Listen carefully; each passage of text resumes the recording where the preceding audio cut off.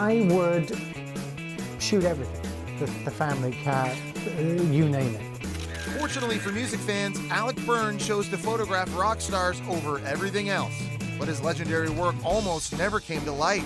While his archive was hidden away, much of it was lost to a fire, a flood, and even an earthquake. Looking back on all of those events, I'm glad that there was so much material still available, still survived.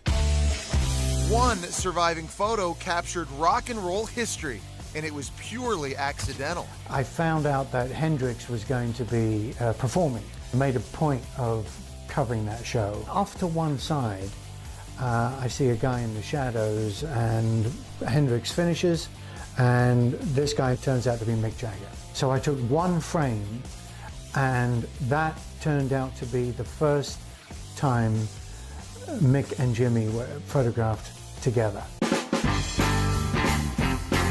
Another remarkable photo also involves Mick Jagger during his acting debut in a film called Performance.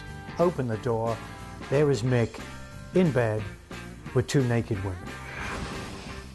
Okay, and got some of my favorite pictures that I've ever taken. The Rolling Stones were often in front of Byrne's lens. Sometimes the result was flattering, sometimes not. At one point, Jagger is looking at Keith because nobody knows what he's playing, and he's weaving around.